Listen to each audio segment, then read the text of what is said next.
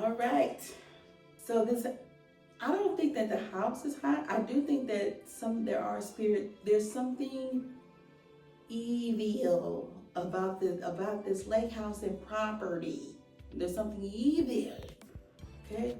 Do I also think that Brady is a little psychotic? Do I think that he needs some meds? Possibly a therapist? Do I think he needs to go to jail because I feel like he's been up here killing folks and burying them on the land? Do I feel like that their ghosts are coming back to haunt him? But in a cool way though, like they're haunting him. She's haunting him, but it's in like a cool way. She's just like, hey, how you doing? She's not like, ooh. She's like, hey, you looking good, hey. Like, she's not haunting him in like a mean, scary, evil way. So,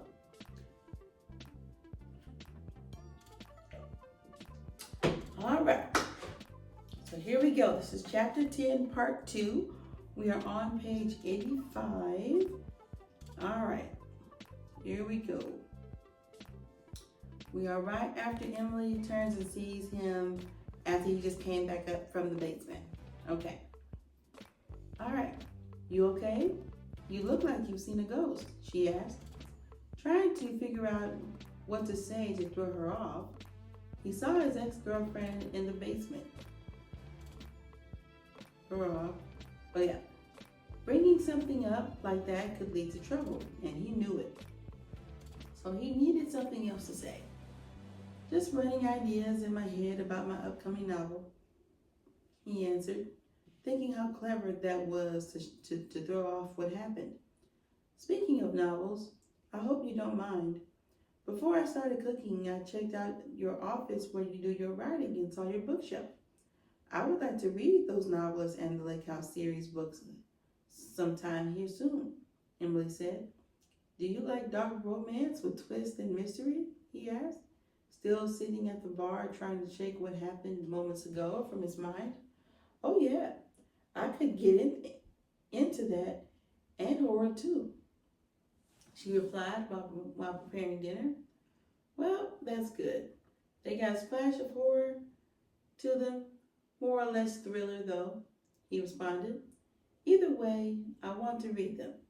I pretty much read any genre of book, she replied, never putting her eyes on Brady. Her eyes remained on cooking and preparing the dinner. Sometime after dinner, Brady sat in his office where he went to work on his novel. He sat at his desk staring at the little bit he started on for the 4th upcoming novel series that's been so popular over the years.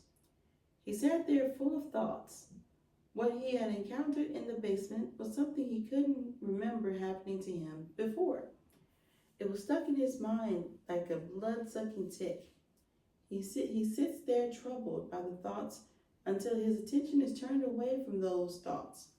The door to his office opens, and Emily comes walking in holding a glass of wine while wearing a light blue see-through nightgown. The bottom of the gown barely goes down her legs, never reaching her knees. He knew when he saw her like this, her mind was on one thing, and the way she had a slight stagger walking in, he knew she had been working on several glasses of wine while he was working on his book. Sorry, I normally would not walk in here like this I'm doing earlier. But I wanted to know if that, for purchase, girl, Emily said with a slightly drunken voice. Slightly?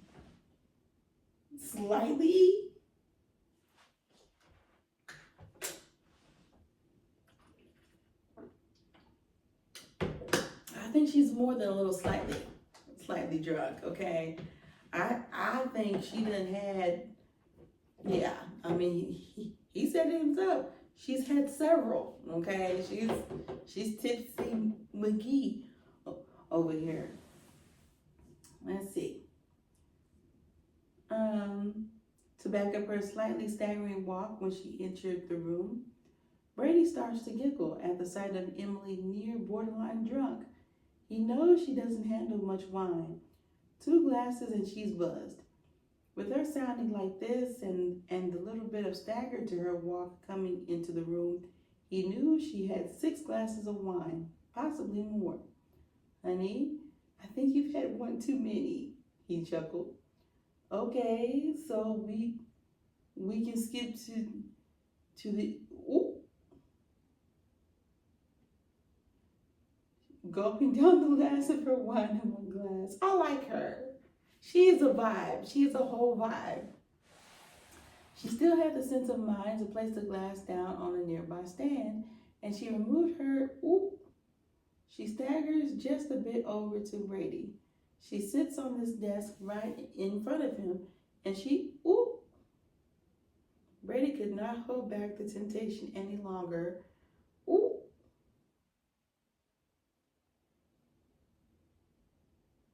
He could hear in her voice how much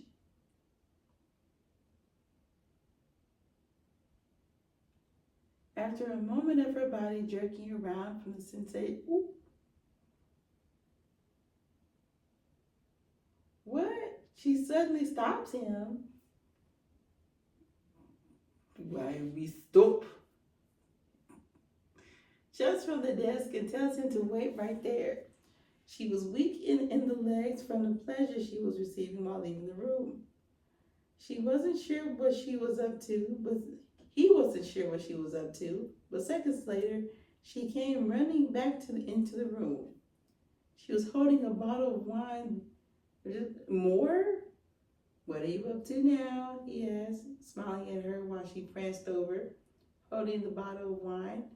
She placed the bottle down and forcefully removed. Ooh! I'm going to drink this.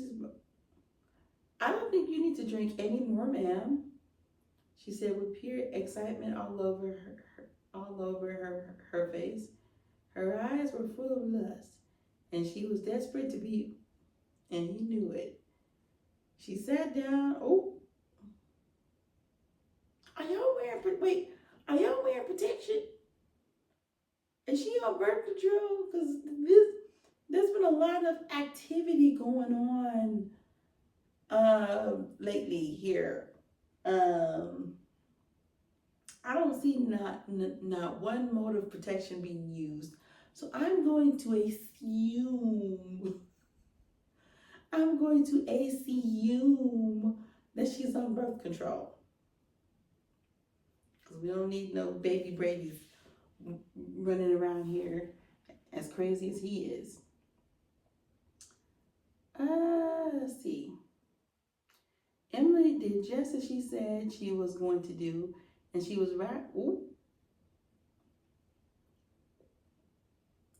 After a bit of, he could not hold. After a moment, she got off staggeringly and looked at him. Okie dokie, we finished this in the room. I expect you to be there so soon. Girl. While Brady kept from laughing, watching her. He could not believe she was still in the mood for more upstairs. After she walked out, he reached over to turn off his computer before he caught something that nearly made his blood run cold. The last bit of writing that had been typed over the computer for his manuscript of the upcoming 4th part of the novel series, he saw word for word a description of everything that had just happened between him and Emily. What? He was puzzled and confused. So am I. It made no sense to him.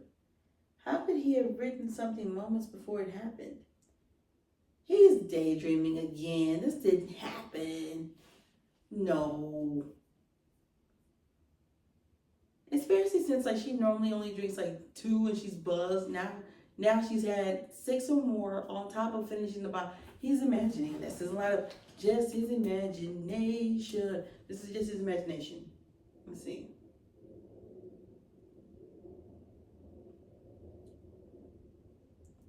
How could he have written something moments before it happened? Okay.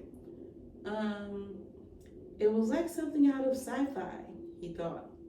Welcome back to the lake house, where all things mysterious happen, Stan said. That reminds me like Goosebumps. Welcome to the lake house.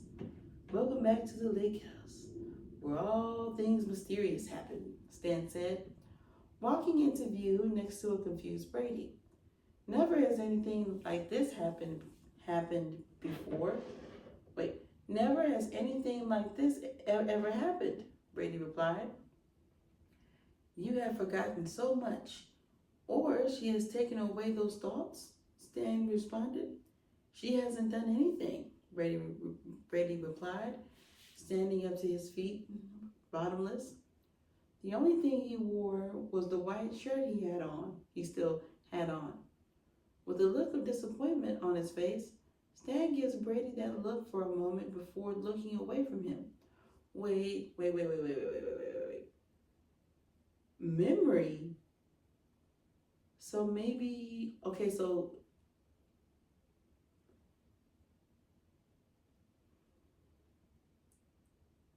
did things happen that he forgot? Maybe he killed them and he forgot that he killed them.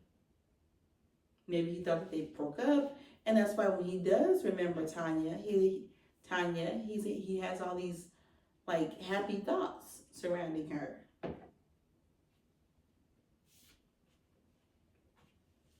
Let's see.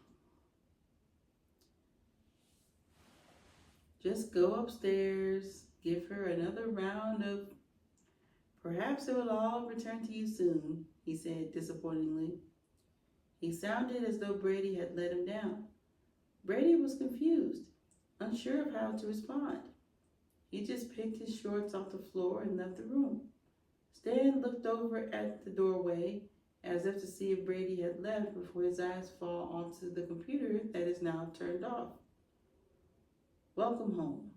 Back to the lake house we go, he said. Welcome home. Back to the lake house we go.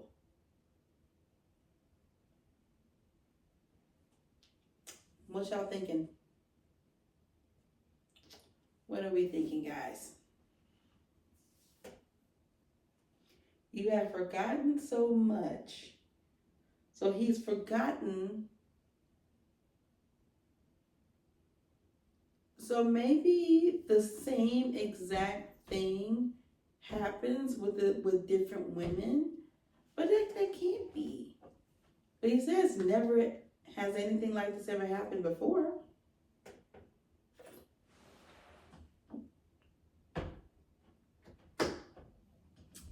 I don't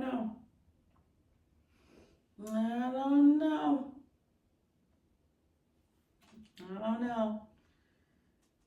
This place is getting fishy. This place is getting real fishy. So one thing that we know for sure is something definitely strange about this house and land. We also know that it's in the Appalachian Mountains, which is kind of known for having like strange things happening.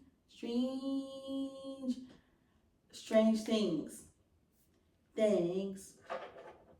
So I don't know, but I feel like, I feel like, was Tanya the first one? Okay, so Tanya was the very first woman that he brought there. And that could be why he's seeing her. But what does she mean by our arrangement? And are you in love with this one? I think he has some kind of, because mind you, the author, did not say if the thing with him and Tanya really happened by the lake.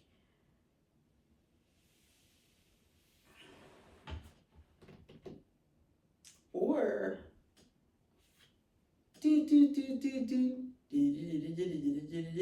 What if he actually did see Tanya?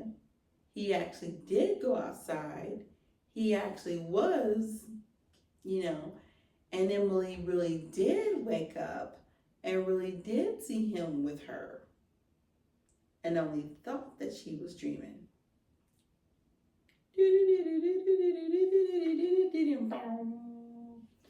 All right, so we shall see. So, see. So let's go ahead and I figured this one would be a quick one just because it's the end of chapter 10 and I like to keep my stuff like separate. So let's go ahead and hop on off and be back for chapter 11. Goodbye.